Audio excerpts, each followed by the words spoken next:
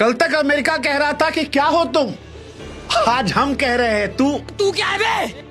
हाँ देखिए भाई साहब, इस लौंडे को आपने इस बीच में जो ट्रोल किया है, अब ये लौंडा आपको ट्रोल करने वाला है, क्योंकि इस लड़के ने जो कुछ कहा था वो आज समूचा हिंदुस्तान कह रहा है, कम से कम डोनाल्ड ट्रंप के यूटर्न के बाद। क्योंकि चचा ट्रंप ने इस बार गिरगिट से तेज रंग बदला है, कमाल का बदला है।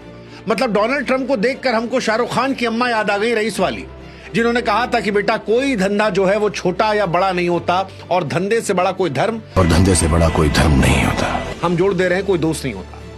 सच कह रहे हैं।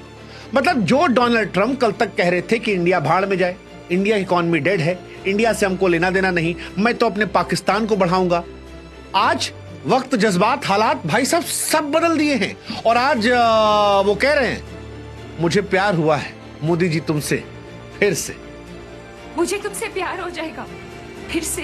सच में। वैसे सच ही किसी ने कहा है कि डिप्लोमेसी जो है उसमें कोई भी परमानेंट दोस्त से दुश्मन नहीं होता, डिप्लोमेसी में बस नफा नुकसान होता है। और अमेरिका जब नफा नुकसान देखकर बड़ी बेशर्मी से यूटर्न कर गया तो मुझे वो शेर याद आया कि मुख्तसर सा गुरूर जरूरी है जिंदगी में जीने के लिए, और ज्यादा झुक के मिलो तो दुनिया तुम्हें पाकिस्तान समझ लेती है। पाकिस्तान, अब सॉरी, पीठ को पायदान समझ लेती है।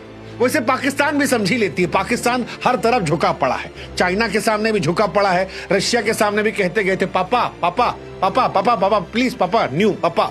और अमेरिका के सामने तो वो पापा पापा बचपन से करते आए।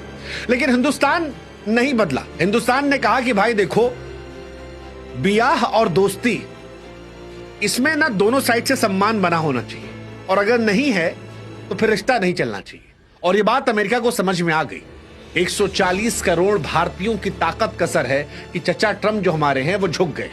एकदम इन्होंने वक्त बदल दिया, जज्बात बदल दिए, जिंदगी बदल दी।